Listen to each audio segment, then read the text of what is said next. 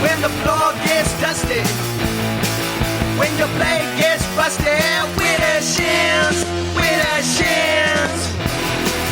when your broom smells funny, when a hex takes your money, what's gonna save you, honey? Just with a shins,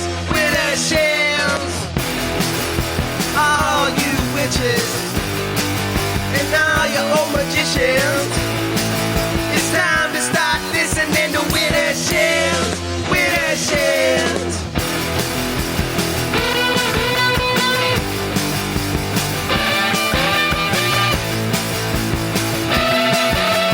Winter Shins. Winter Shins. Winter Shins.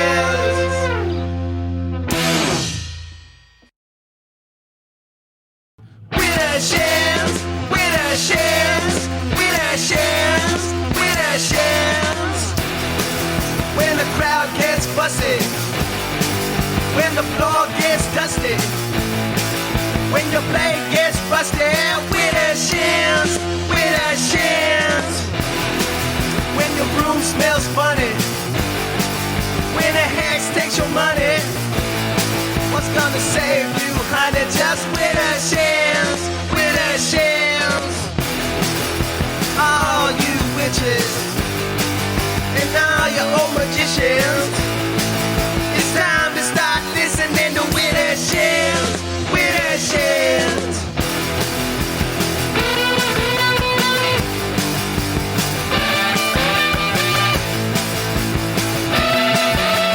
Winter Shins. Winter Shins. Winter Shins. Winter Shins.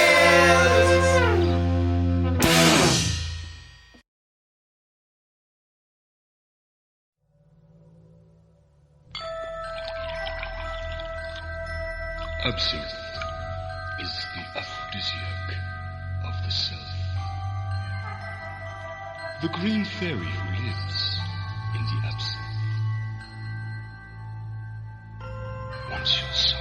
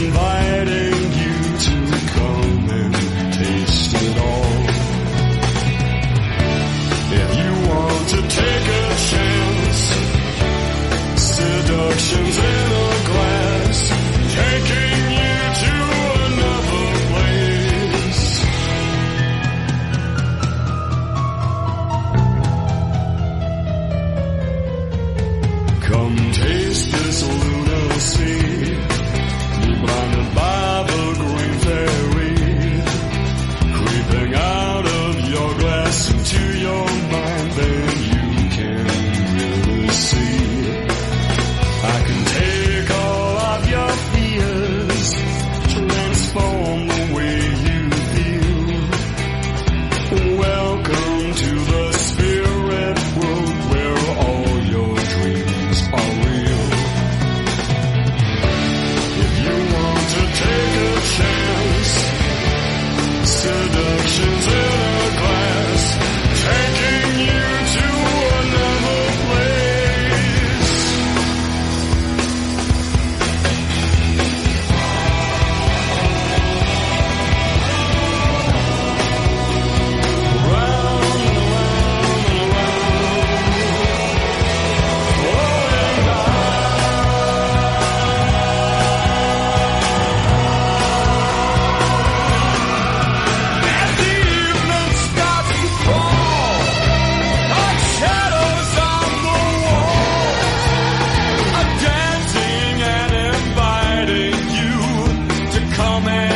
waste it all. I can take all of your fears, transform the way you feel.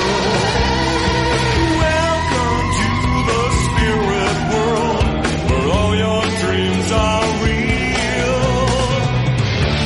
If you want to take a chance, seduction's in the grass, taking you to another place.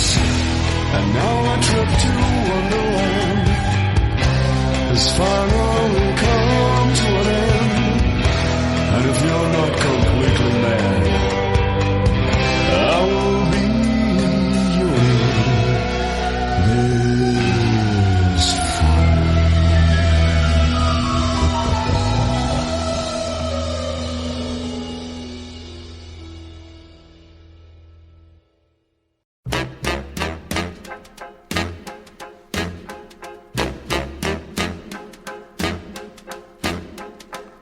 I put a spell on you.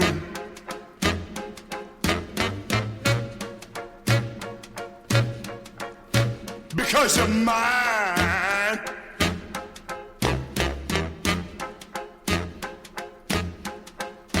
Stop the things you do.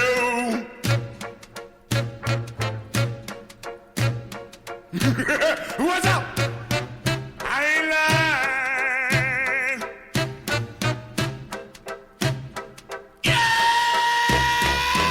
I can't stand. Woo! No running around. I can't stand. No putting me down. I put a spell on you. Because you're mine. Oh, yeah.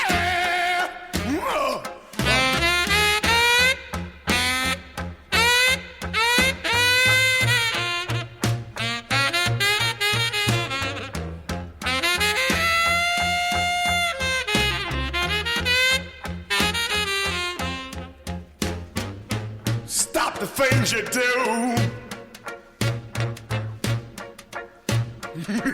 What's up? I ain't lying. Oh, oh, I love you. I love you. I love you anyhow. I don't care if you don't want me. I'm yours right now. I put a spell on you. Because you're mine. Ah, ah, ah, ooh, ah, ooh, ah, ooh, ooh.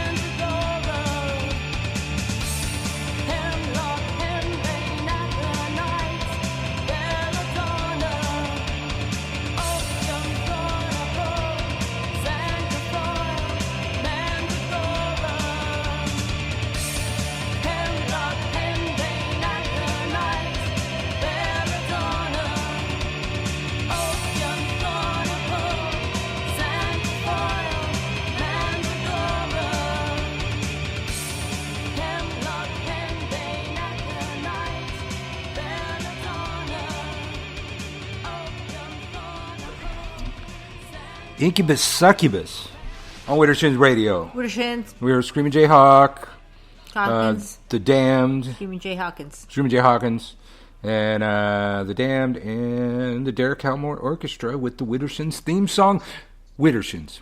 Radio for your spiritual side. A twisted approach to the left-hand path. As usual, I'm your host, Uncle Birch, or Michael, and Aunt Marta, or Marta. And we are in the throes of getting ready for Witchcon. We're going to have at least one Witchcon presenter on every week. I don't know if we're going to get crazy like we did last year and do a broadcast every night. No, probably not. Yeah, I'm not feeling it. I think we're having 2 next week. We have 2 next week. We'll tell you about that. And I think 2 the next before. Those would be like the in-person people from like New Orleans and stuff that can actually come over and stuff. Yeah. But tonight, let's see. I already have the phone on. Tonight we got Cassandra Campbell. She's a presenter at Witchcon, and one of them, Witches About Salem, that we're always hearing about over here in New Orleans. She works at, she's a manager at Hex and Omen. I think she's a reader at Omen. Both of them, and a reader as well. Cassandra, Merry Meet, welcome to the show. Hey, I'm not a reader. Okay. When you're a manager, you don't do that. That'd be too much work. We focus on the store. You know. Okay. Yeah. So yes. So, we've never been to Salem. We've never been to Hex over there, but we have one here, and we have an Omen here. I imagine it's like the difference of going to Universal Hollywood and Universal Orlando. Maybe. Similar, but some different stuff, too. Yeah, probably. I'm thinking. I don't know. You tell me. Yeah. I've not been to New Orleans. Was going to go, but then 2020 hit, and we decided no, we're not going to do that. I'd say, where else to have Hex and Omen but in the 2 spots that are really known for magic in the United States. Yeah, well, I always like to give credit because everybody's going to forget how this thing went down. But I was shortly after we moved here, COVID started hitting. I was scheduled in March to teach at Hex, New Orleans. I hadn't taught in person in like a couple years. So I was kind of looking forward to seeing people's faces and all that. And the world got really crazy. And Marta said, hey, you know what? You go teach that class, you don't get to come home. You're going to live in the car for a couple weeks. Yeah. We could talk on the phone. And I begged Christian to come up with an alternate, a different way to do it, a remote broadcast. He wouldn't do it, drug his feet. And then 2 days beforehand, he'd already agreed to do it, but then Hex was forced to close down for a lockdown. And so then came the Hex Education Network, and right on the heels of that was Witchcon. Through the catalyst of events and the way they happen, Aunt Marta here, man, gets a lot of credit for making Witchcon exist, because if she hadn't been such a hardcore motherfucker... being immunocompromised. But we all learned different ways of doing things, and now we still have Witchcon. Wasn't Hex Education already around for a while? That was his show. The Hex Education Network was the remote classes that you've seen me doing over at that table over there and stuff. Gotcha. Yeah, okay. I actually have 2 classes on Hex Education right now. One was on making your own fire cider, and the other one is on herbal cold care. Herbal cold. And flu. What better for during a pandemic. But I would cover how to make all of them, because that's what I did. I basically had a cooking show. And I would describe the history, the legend, the lore, the the medicinal properties, and then I showed you how to make your own products. And I did it right there in Omen in the Spirit Parlor room. So very cool. Yeah, your bio on Witchcon said that you're a medicinal herbalist. Mm-hmm. Nice. Yeah, I'm a lot of things, as we all are, right? We wear many hats.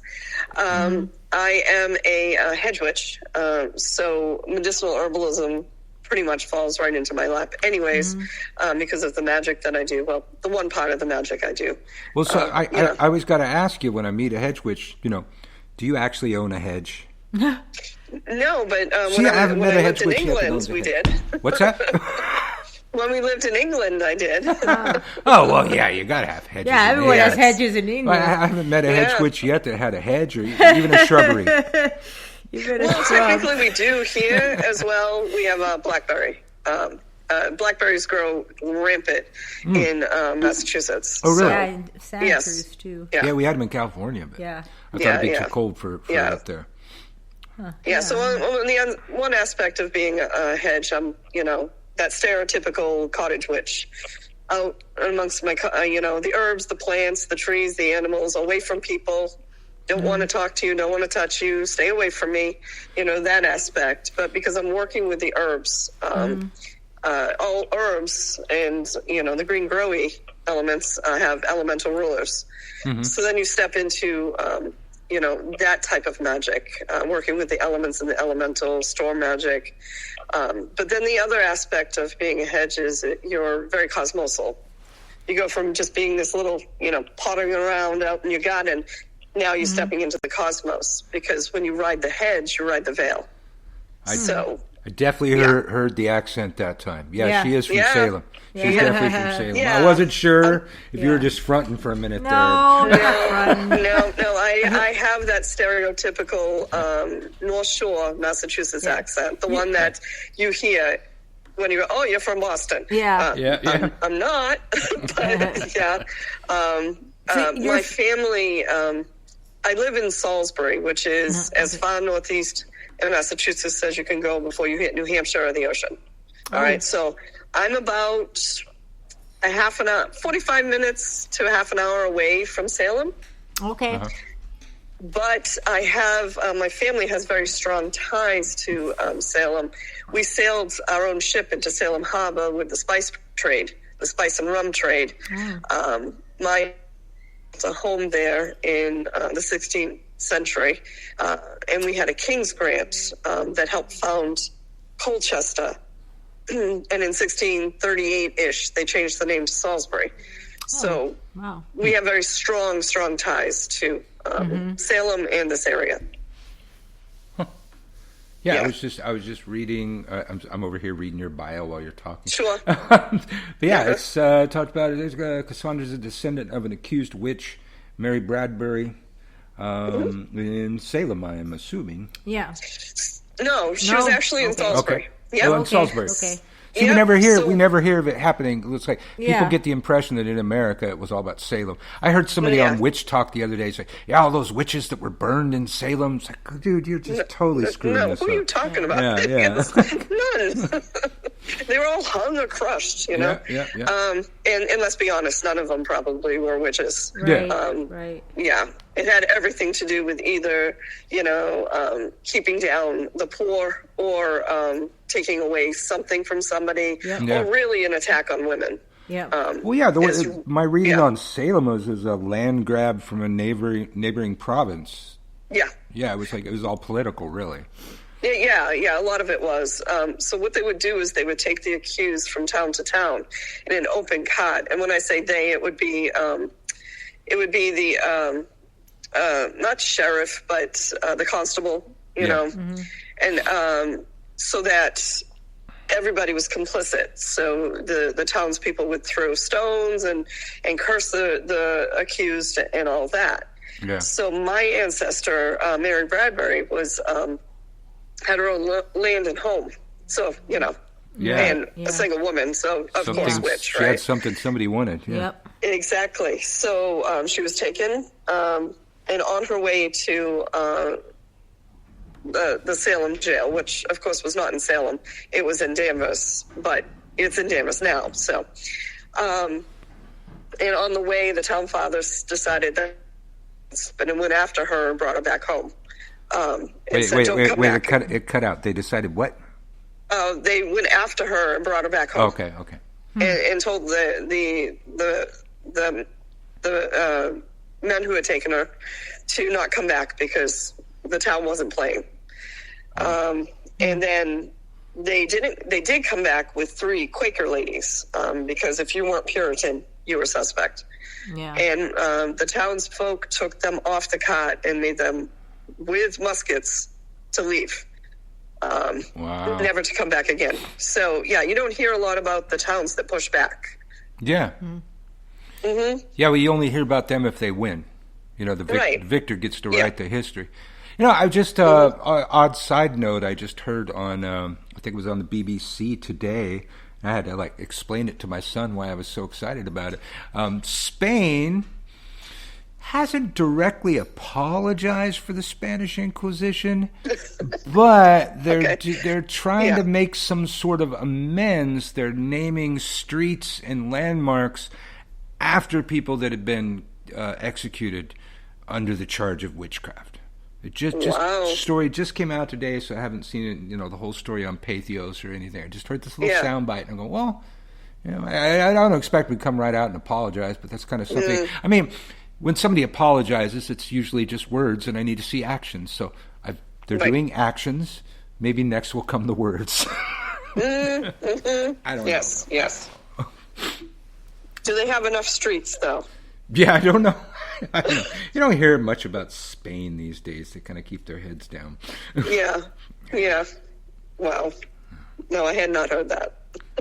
So Mary Bradbury was an accused witch, and she did not get executed? Nope. All right. Nope, she did not. No. And then the whole thing stopped when the governor's wife got accused. Oh, yeah. Yeah. Yeah, that he was like, happen. we're done. We're done. It's over. Yeah. My wife's not a witch. It's amazing how that works, huh? Yeah. How long have you been at Hex?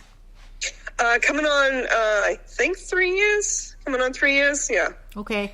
But you started out as a reader at Omen? Because I could have sworn I read something somewhere. So you've never been a reader at Omen? No. Okay. Yeah, I may... so I had seen on Indeed for a job posting for a retail manager. Okay. For both Hex and Omen. Because we kind of go between the two stores. Yeah. And I happen to be a retail manager. I have a degree in business management. You know? I'm like, how perfect is this job? Yeah, I was going to say. You know? I'm like, hey, I also happen to be, a witch. So you get to do something in your witchcraft field. That's rare. Yeah. Well, I mean, how awesome is it that I get to speak magic every day? Yes. Yeah. Yep. Yeah. I mean, where can you find that? I know. I owned a shop for 20 years. When it came down time to close the brick and mortar and move elsewhere, that was really the only question. It's like, how much am I going to miss sitting there talking about witchcraft all day? It's like, fuck it. I'll do that on the internet. Yeah, exactly. Well, here, I mean, it's exploding. I mean, we saw it in 2019. Witchcraft was on the rise. And then in 2020, it exploded. Witchcraft, paranormal, psychic abilities. We just saw it. It just boom. People that you never even imagined would be in this world are now in this world. Yeah, it keeps coming around. I always remember, little popularity times. I'm during the craft. I'm 40 years into this, and I've seen it, come and go. But yeah, I remember the first witch store in our hometown, Santa Cruz, was opening up right after the craft came out, and then it came Charmed, and you kind of had to watch those movies, and you had to watch Charmed just to know what most of those people were talking about when they come walking in there. Yeah. They're showing me the symbol. Here's the symbol, from Charmed. Just go, the triqueta. Oh, okay. But that's in a TV show. Oh, okay. You just kind of had to know that kind of, the what am I thinking of? The Hollywood part that was happening out there in the world. Yeah. And I don't really remember our popularity going down before this latest upswing. Right. When now the millennials, it's like their main form of spirituality. And all that stuff. And now we've got terrible social media everywhere for them to find out information about witchcraft. Well, that's why I'm on TikTok. Yeah, that's why he went on there, is because he started. That's why I stayed. It's like I'm an anarchist from way back. Yeah, I'm planning on going as well to start, just to maybe duet. Yeah. No. Yeah. No, Yeah. none of this. Oh, I thought you meant duet with Birch. No, Never it's mind. Hey, we can do that too. But I meant, duets like, see, Marta doesn't know, like, I don't use TikTok. duets where you have side screen and you pretty much just, you don't verbally respond to the other what's person. the one where you do it with somebody, though, like, that you agree with? Isn't that a thing? Well, there's also a stitch where you use a piece of their video and then you do a video referring to their video. So, Cassandra knows all this stuff. Like, I don't really use TikTok. But I remember, I went there when people were talking about somebody was over there trying to hex the Fae and the moon. My God, right? Yeah, yes. I never actually found that, but that was the urban legend at the time. And it just was horrible. Some of the stuff that these kids, they call themselves baby witches, what they were learning, and I'm sitting there finding myself complaining about it. And I'm an anarchist from way back, and our saying for that always is, if you don't like it, fix it, or shut the fuck up. Don't bitch about it. Don't just be sitting there. Nobody likes to hear anybody bitching about it. Do something about it, or don't be on TikTok. And so it's kind of tough to figure out how to teach witchcraft in 60 seconds. But you just got to teach little pieces. It can be done. We need more people that know what they're doing on TikTok because these kids are doing some crazy shit. The short attention span seems to be the only way to go these days. That's the thing, is the millennials can really only concentrate for about 60 seconds. You can do 3-minute videos now. And those get I saw that. Those get the least hits. Yeah, he has the least views. But videos. When I really have something more complicated to say, I try and get it into 3 minutes. Yeah. It's worth checking out, I guess. Yes. Yeah. I mean, if one more of them had come in, asked and that it ruined somebody's life, I was going to slap them. The next one. Just wait for the M to come out their mouth, and that was going to be it. But I think we're on all social medias. Like, even some people are figuring out how to teach witchcraft on Pinterest. Yes. I don't understand that, but I don't understand Pinterest. I barely understand TikTok. Yeah. Well, they all operate differently, though. Yeah. And then you can interconnect between all of them. Yeah. And then there's Twitter, where you don't. Then there's Twitter. You don't have much time to say anything at all. Yeah. Was it 50 characters or something like that? Yes. Yeah. Then you find yourself counting back to see if you. Yeah. So I don't know what it's like. It's our Hex and Omen are like 2 stores apart. Well, I was going to ask how close are Hex and Omen in Salem? They're not as close as they are in New Orleans, but they are down the street. They are on the same street, but they are down the street from each other. About 10 stores. Okay. But that's pretty good, though. Yeah, you actually have to cross a cross street to get over to it, because part of the street that so Omen is, the back part of Omen is in the mall, and the front part of it is on Essex Street, but that part of Essex you can't drive on. I mean, we do, but you can't normally drive on it. We can drive the cars up if we're dropping things off at the store or whatnot. But Hex is on a street that you can drive on. Yeah, but it's far enough away where we're, and they're 2 distinctly different stores. Yes. Yeah. Yeah. I've seen that here. It's like, same people involved, 2 stores away, very different. I mean, occasionally, like I'll see Brian's book in both stores. But other than that, I don't see the same things at each store. No. Very different experience. Yes, they're meant to. Hex is fire and earth. We have an altar to the dead. And here's a fun side note: in Massachusetts, it is not illegal to have skeletons or bones. Human. Yeah, isn't that where Christian Skull is residing these days? Yes. He talks about Robert. him. Yeah, we call him. His name is Robert. Robert. Yep. So we think it's kind of funny that Massachusetts can have it, but New Orleans can't. Okay. All right. It's weird. Funny too. We just recently learned, but in California, like right around now, like February 1st, the mugwort starts sprouting. And it's everywhere. It's a weed. I know where to find it. Here, I've never been able to find it. And then we come to find mugwort is more illegal here than marijuana.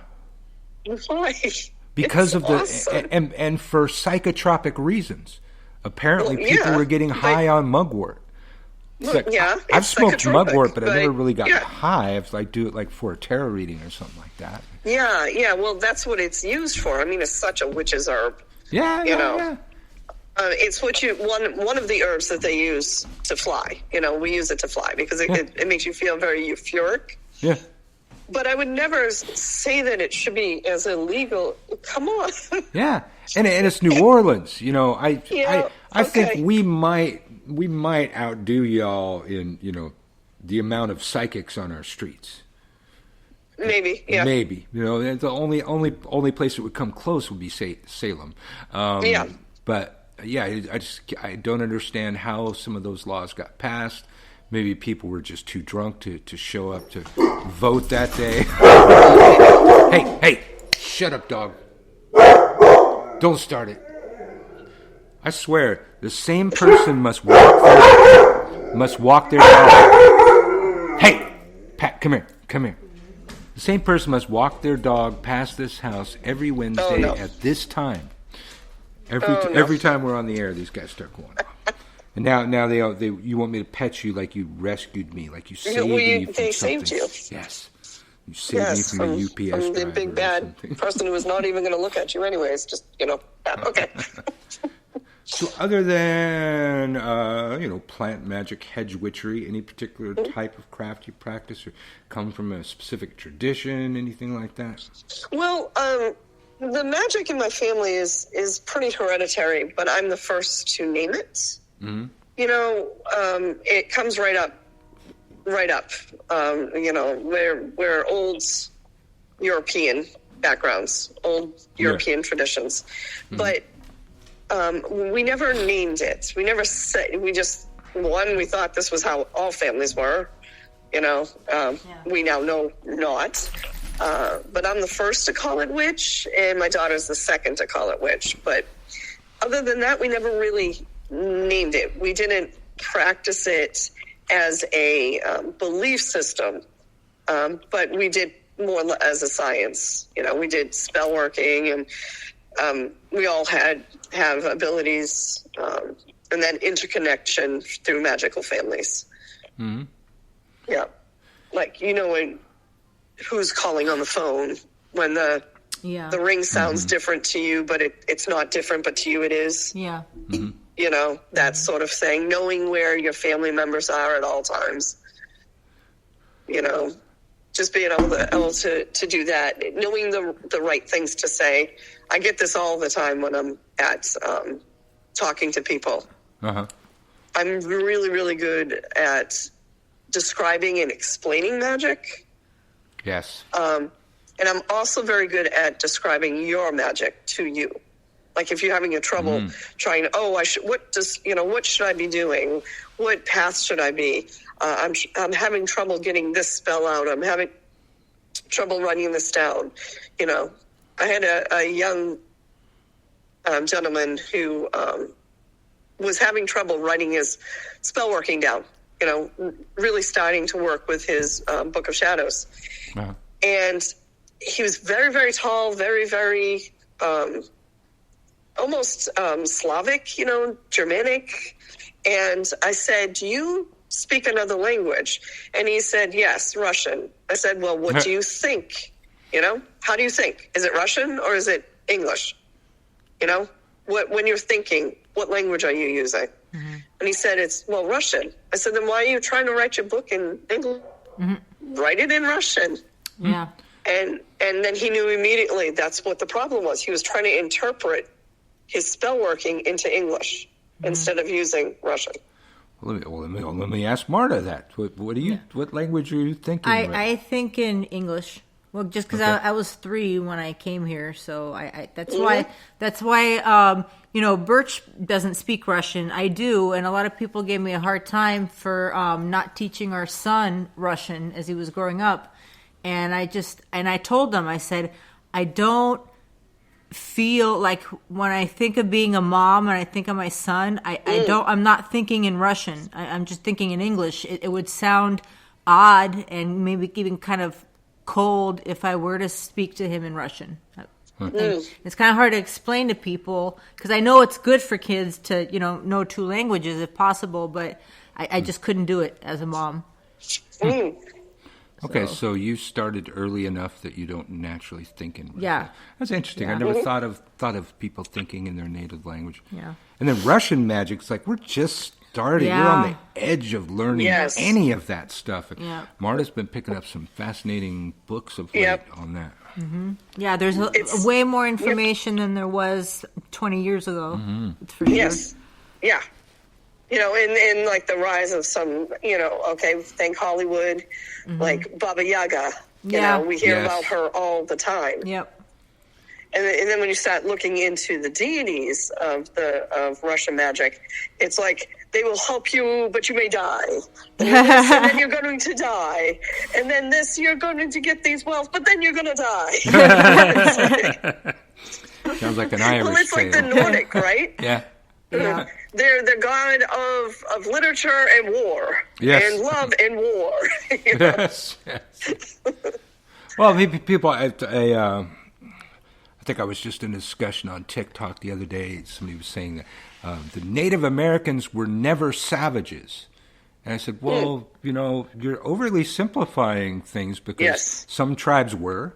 And he talked about, living in harmony with the earth and all that. It's like, I fought at Big Mountain. And when I fought at Big Mountain, it was the same tribe split over selling the sacred mountain to the mining companies and the natives that were keeping the earth sacred and honoring their mother.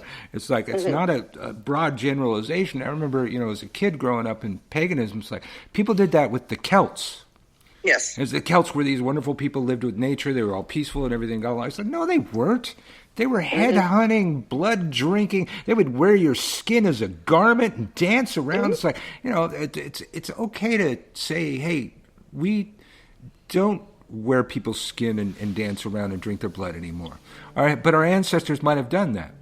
It's like I saw a guy spending weeks trying to deny whether the Vikings ever performed human sacrifice. It's like, who gives a fuck? Just say it's not okay to do it now. Right. Our ancestors did all kind of weird shit that we might not do anymore. It's okay. Yeah. It's okay. How do we get off on this tangent? What are we talking about? Wait, it's what happens perfect. when you start talking about magic. Yes, Yeah. yes. But it's good. It's all content. That's the millennial word. As long as we keep talking, it's content. Yep. And as long as we provide content, we are doing our jobs. Yes. What content are you providing for Witchcon? Alchemy and the Queen's Water. Right, alchemy and the Queen's Water. So I'm not going to go into a lot about alchemy because it is a very broad subject. But from alchemy came a lot of modern science, okay? Because, at one time, science was magic, okay? We didn't understand our world, but there were people out there who were thinking differently, and honestly, you can tie that in with magic because witches and magical folk, we think differently. We see things differently. We hear things differently. We approach life differently. Yes. It allows us to perform magic and work with the elements in that. With the alchemists in the beginning, they were your predecessors of a lot of science. So in the beginning, it kind of was science with magic and religion. Okay, because you do get the Hermetic arts from alchemy. Yes. And that is a very strong magic that is, I believe, growing right now. The witch store that I grew up in still to this day just says exotic herbs and hermetic supplies on the front. Yep. They never said witch. They never said Does it Wicca. say exotic herbs? Yeah, exotic herbs Okay. and hermetic supplies, and people just figured out what that was. And I see that coming back around. People, even on TikTok, I hear people talking about hermetics quite often again, which is really we're the origins of everything we're doing. And you're doing medicine too, so that's the origins of medicine, the origins of magic, the origins of science. All Yeah. hermetics. Yeah. So from alchemy, and alchemy was practiced, all over the place. From China, there's evidence of China in like the 3rd century. There's definitely evidence between the Greco-Roman and the Egyptian connection there, that they did a lot of alchemy and did a lot of work with the metallurgy that they were doing. And then it came to, Europe. And that's when you start seeing these great strides into modern time. I mean, there's some pretty, Sir Isaac Newton was a alchemist. Uh-huh. And he definitely was, somebody we know a lot about. And he came up with some of his best ideas during lockdown. I just learned that. There you go. I mean, definitely, he being a physicist, and he led the way to other physicists of today, and some of the things he had come up with, and then they jumped off of, are still in existence, meaning we haven't been able to either disprove them, or we've used it and then broaden it, because with quantum physics, then that whole thing starts a changing. You had Peter Boyle. He was the 16th century, and you'll hear this because it was 15th century was Paracelsus, and he was a Swiss physician who was also an alchemist, and he was one of the first to bring chemistry into medicine. Well, I almost brought him up earlier. What the hell was I going to say? Oh, yeah. You were talking about how you were the first in your family to use the word witch, and I was looking at your bio at the time and saw medicinal herbalist. And I always remember this story. It was I think it was in part of the history portion of the Book of Shadows when I was growing up. Paracelsus, being an alchemist, theorized that Mercury, being the god of medicine, the metal associated with Mercury should cure all known disease. Right. And then the Pope got syphilis. Nobody ever explains how the Pope got syphilis, but he dosed people. Must have been in the water. Yeah. Must have been in the water. So story is he started giving people small doses of mercury. Those who did not die were cured of syphilis, and that happened to be the Pope. And then the Pope declared that all that other shit that everybody had been practicing for thousands of years was now witchcraft. And that they should be burned at the stake too. And they called it the moment that poisons became magic, or when poisons became medicine. And it's an entire line of poisons for medicine. Yes. Yeah. Well, I mean, what's the difference between a poison and a medicine? There you go. It kind of takes it full circle, really. Yeah.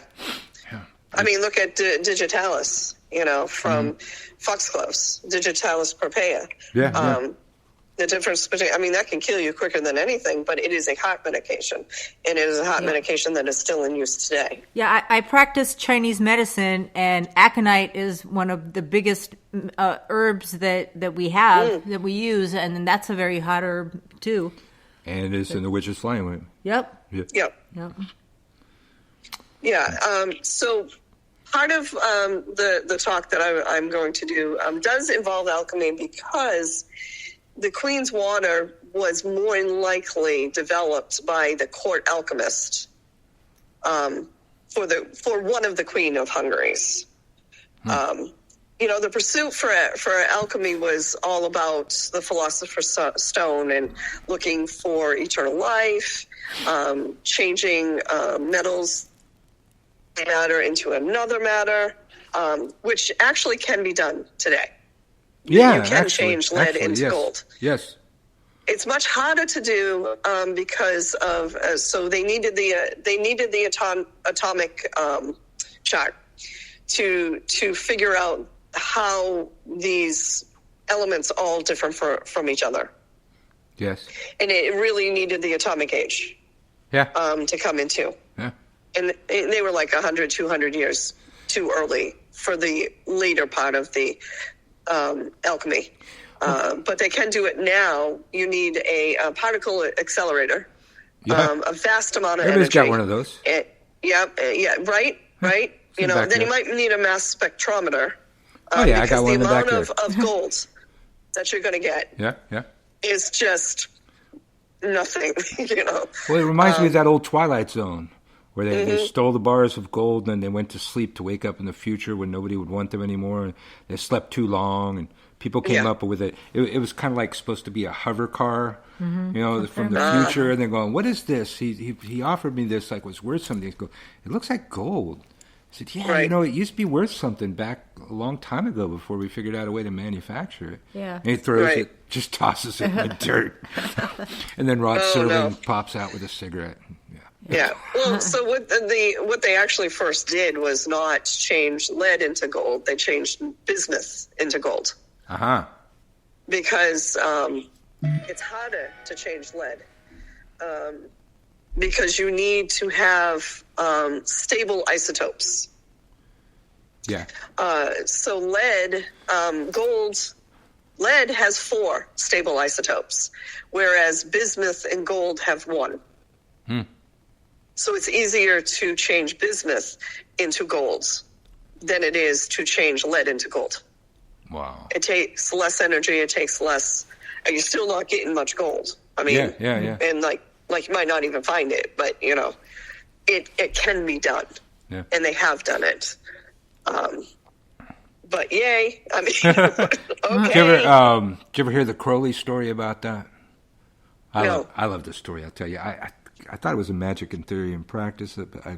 All of my Crowley books just kind of wrapped into one in my brain. So he wrote it in a book. A student of his came to him and he wanted the secret of the Philosopher's Stone. And so Crowley said, okay, I want you to write me every week for a year.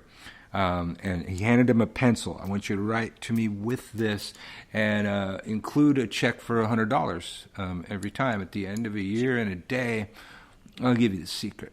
And so the guy did it. You know, year to day passes. He sends him a letter asking for the secret. Crowley sends him a letter back that says, do as I have done. That's it. Now, kids, millennials, back during Crowley's time, a pencil had lead in it. Yes. Okay, so you have to explain this. It's not graphite. Right, it's lead. not graphite. Yeah. He changed lead into gold, and kind of like Cassandra just described, basically what he changed was business. Yes. Yeah. But it's a good lesson to learn, and I imagine $100 a week. Yeah, can you imagine 100? Back then would have been. Yeah, it's a lot of money. Yeah. So he did change it into gold. Yeah. Didn't get anything out of it, but okay. Do as I have done. Yes. Crowley turned it into gold. Yeah. I think he owed him a lot more than that little stanza of that little sentence. Okay, Marta's telling me that I should read the plug. Is that what you're telling me? What's that? No. Yeah. Oh, I think you are. You're telling me to read the Witchcon thing. No, just go. Okay, go ahead. Oh, jeez. Pantomiming behind the scenes. So one of the things that is there's a lot of legends and lore behind Queen of Hungary's water. Okay? There's no definitive, it was this queen. And there's no definitive, it was this time. Because a lot of what is word of mouth. So it's one of these family stories, you know, or stories that come through the ages. Yeah. So there's a lot of thought that it is Queen Elizabeth of Austria. Well, she would also be the Queen of Hungary. And she was having some health issues, so she commissioned the court. You know, one story is a court alchemist, another story is an alchemist monk, another story is a passing hermit. Created this mixture that was supposed to be good for your health. Okay. And it was done in a base of alcohol. Mm-hmm. So at that time, of course, they had wine. They also had vinegar, because if you have wine, you're going to have vinegar. Yeah. You know, and it would have been done that, and she would have used it for either gout or her complexion, headaches, that sort of thing. There was a lot that was attributed to this. And there's actually one lore that it made her looking so young that at 70 she was wooed by a 25-year-old's lord to become his wife. So not just healthy, like a beauty product. Me being a little, you know, like, yeah, okay. It couldn't have been that she was a queen. You know, that couldn't have been it. No, not at all. You know. But from the mixture of Queen of Hungary's water, what you do have is modern day perfume. Uh-huh. Okay, so in the beginning it was an alcohol base where you could actually drink it. You could drink this too. I mean, Queen of Hungary's water is not toxic by any means. I don't know how delicious it will taste, but of course, if you do it in wine or even vodka, you know, you could do it as a tincture. It set up the steps to modern day perfumery. Which is why it was called a water. The aspect of Queen of Hungary's, because I actually use Queen of Hungary's, and I have for a very, very long time. There's a modern herbalist, American herbalist called Rosemary Gladstar. And she has she was my introduction to Queen of Hungary's water. I am chemical sensitive. And when I was 15, 16, I was going to do a day of beauty, you know, go get these little trial packs and do a facial. And it ended up giving me almost chemical burns. Oh, wow. Because of the ingredients. And up until then, I would have never thought that would happen, because this is just stuff you can buy right off the shelf, you know. And it took a long time for my skin to heal. And from that point on, I noticed that I couldn't be around people with heavy perfumes. I couldn't use lotions that had a lot of, I couldn't be around candles and fragrances, not essential oils, but fragrance oils.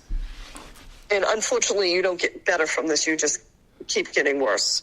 So that led me to making my own, because then I knew what was in them, and I knew I wasn't going to be affected adversely. So Queen of Hungary's, I actually use as a toner to, cleanse the skin, to just defeat any acne. And instead of wine, I use it in a base of apple cider vinegar, and then I dilute it with a little bit of witch hazel. But the ingredients of it are lemon balm, chamomile, roses, calendula, comfrey leaf, lemon peel, rosemary, and sage. So these like oils in the water? No, so you use dried herbs. Yeah. There are some that use a couple of drops of essential oils. But what you're doing is you're basically making a tincture with apple cider vinegar, as opposed to like vodka or any like rum or whiskey or any of the clear or alcohols. And then it has, an indefinite shelf life, because vinegar does not go bad. So in your workshop, you're going to be teaching how to make this? Is that what you're doing? Oh. Yep. You're gonna see how to make it. That'll be the last bit of it. I'll talk about the history of each of the ingredients, where they come from, how you grow them, what they look like. Can you eat them?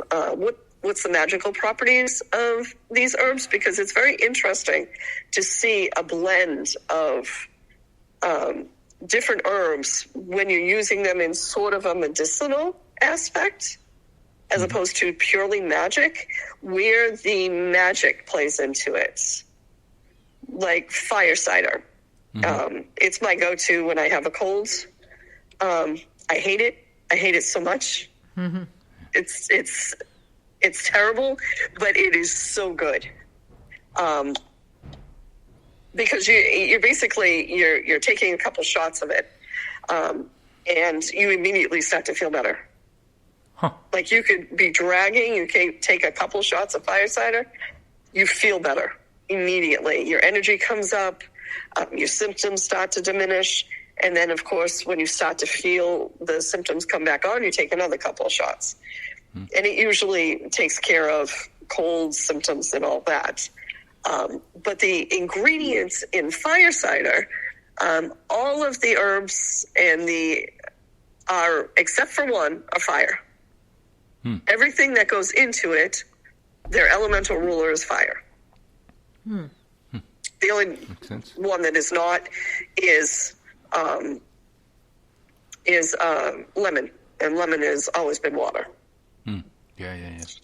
And on this one, a majority of the ingredients, their elemental rulers, is water. Now, where did you mention where you teach how to make that? Was that on the Hex Education Network that you did that? No, Fire cider? Fire Cider is on Hex Education. Okay. And other, like on my other class, it was herbal, cold, and flu. So in there, I make, I mentioned fire cider, but because I make a bunch of other stuff, there's a tea I show you how to make, elderberry syrup. What else did I show? Making thieves oil. Oh, for thieves. So thieves essential oil is a blend of. So the legend of thieves is it came out of the plague times. And the legend is why it's called thieves is because the spice merchants would douse blankets in a mixture of different herbs and oils, and then wrap themselves up and go thieve from the plague victims, and they never caught the plague. Oh. Yeah, it actually makes you feel really, really good when you're sick, and that's kind of a blend of 5 essential oils. Rosemary, and you'll hear rosemary a lot. Rosemary is in fire cider. Rosemary is in it's the major ingredient in Queen of Hungary's water. The medicinal effects that it has is very, very great. So it's lemon, eucalyptus, cinnamon, clove, and rosemary. And you blend them together and put them in I put them in a spray bottle with a little bit of either vodka, because vodka is a great base to be using for medicinal because it doesn't have a taste. And it comes in different proofs. So if you're doing, the aerial pots, which are very not woody, then you can do 80 proof. But if you need it for like the box or the roots, then you need something with a much stronger so it can break down the aspects of the properties of the herb. And it's usually very easy to get. Very cool. So you either use or isopropyl alcohol, something that you can spray it with. Yes. Very cool. I just looked it up because I haven't plugged it in a while. I forgot, but you can find the on-demand library of classes at hexwitch.com/classes, or just go to hexwitch.com and you'll see the classes over there. Click on there, and people have been teaching there for a year or 2 now. But there's a whole bunch of stuff on the Hex Education on-demand library. What we've been talking about tonight is Witchcon. This will be Witchcon, second annual Witchcon. Yep. February 18th to the 20th, 2022. Join the largest online magical conference in the world, featuring nearly 100 witches and conjurers, coming to you live stream video from across the globe. Let's see. I don't want to read the same thing. They repeat the same thing twice on this. Witchcon online presenters are the preeminent masters of the magical arts and hail from across the rainbow spectrum of occult and spiritual practices.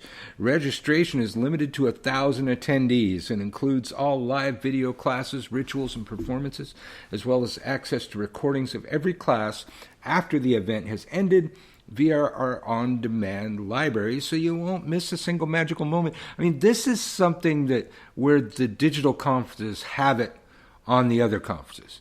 It's like when first time we came to New Orleans before we, what led to us moving here was to teach at Hexfest. I didn't see anybody's workshop. I'm sorry. Yeah, right. I was seeing New Orleans, man. I didn't see anybody's workshop, and. But then when we had Hexfest Digital, I saw 4 or 5 workshops. They're still out there. I can catch up. One of these days I'm going to catch up. Attendees and fans will love the shopping in our virtual vendorium featuring powerful ritual tools, signed books, exquisite jewelry, and handmade spellcrafts. Our virtual meet and greet. Now that's maybe one of the funnest parts. We had a blast last time. We've been hanging out with people on Zoom that we met since then, and a few of them have moved to New Orleans since then. Our virtual meet and greet lets attendees and fans alike meet and chat with presenters live on Zoom, and it's a great way to get to know your favorite teachers. Witchcon Online is live streamed on the Hex Education Network on Crowdcast, a web-based platform with no need to download an app. Get over there to witchcon.com. It's going to sell out. And we're going to be interviewing somebody from Witchcon all the way up until right before Witchcon. And then we'll start interviewing people from Hexfest, I guess. I don't know. Gotta do my duty. Everybody's supposed to share it on their social media. It's in your contract, right? Well, we're over here at Wittershins, we're trying to go above and beyond the call of duty and get a special badge. I haven't been told that there is a special badge, but if anybody should get a special badge for the plugging of Witchcon, we should get it. All right. Cassandra, thank you for coming on the show. You got anything else to plug? You got a website? Anything else you're doing on the side? No, I'm currently in building one, but it's not up to go yet, so, but no. Well, I have a feeling we'll be talking to you again, so. All right. Plug it then. Merry meet again, and thanks for coming on. Thanks for coming on. Oh, it was great talking to you. Finally, I follow you on Facebook, so. Okay. Now we know somebody else who works at Hex and Omen in Salem. Well, hopefully you'll come to New Orleans One sometime. of these days we'll get there. Someday we've got to come to Salem. Can I just kind of off subject, but how cold is it there right now? 19. 19 degrees? Yeah, I believe it's 19. Yep. Yeah. So that's kind of the main reason why we've never been there. But we'll make it over. We're supposed to get possibly a good sized storm. Depending on if it comes in off the ocean, then we're going to get creams. Yeah. If not, then it shouldn't be that bad.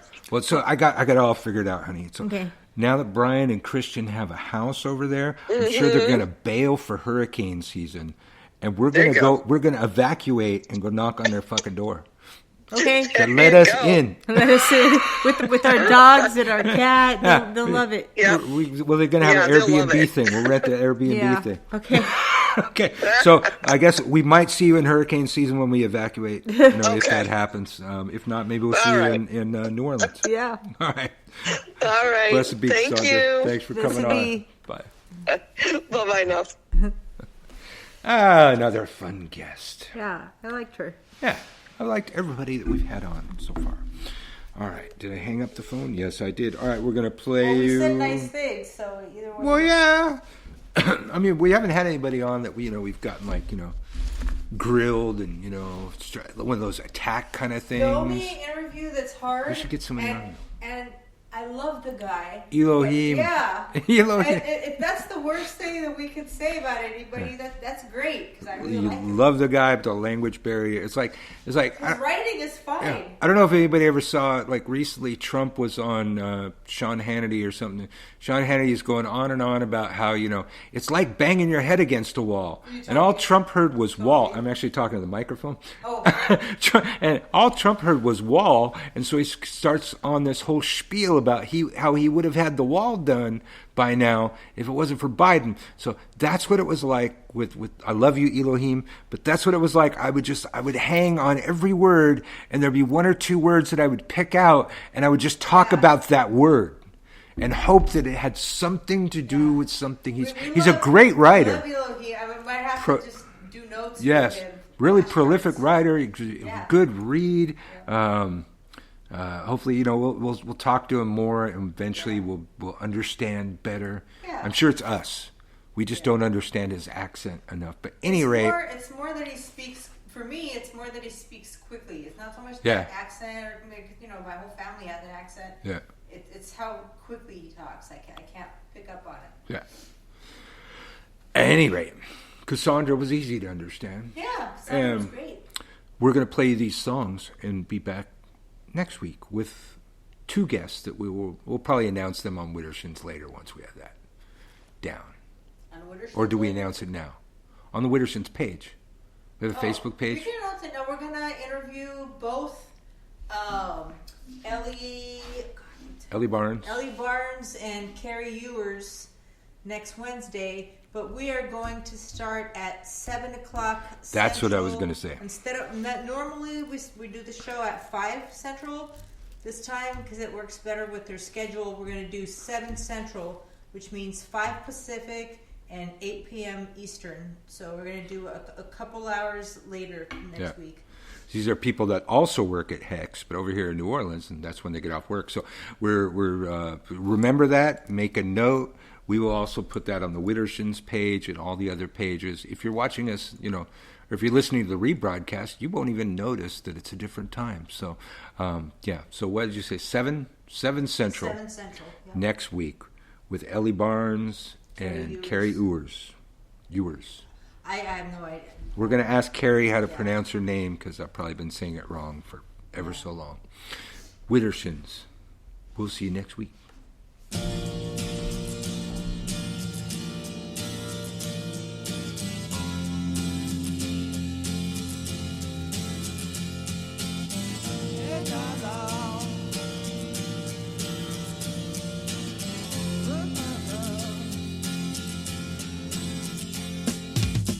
Didn't know what time it was, the lights were low.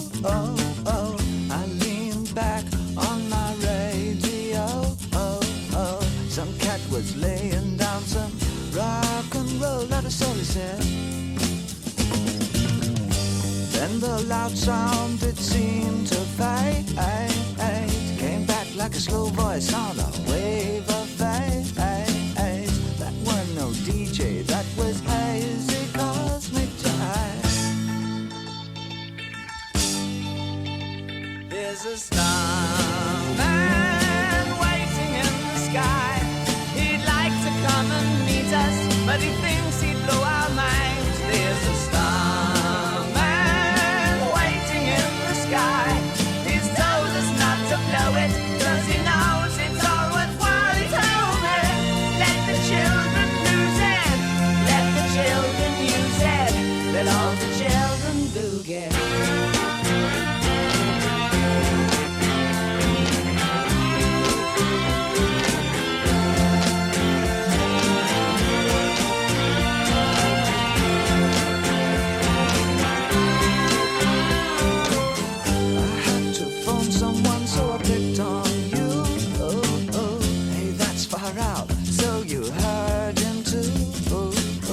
Switch on the TV, we may pick him up on channel 2.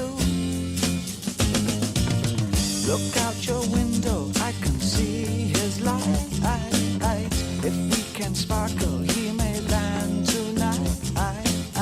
Don't tell your papa, or he'll get us locked up in flight. style.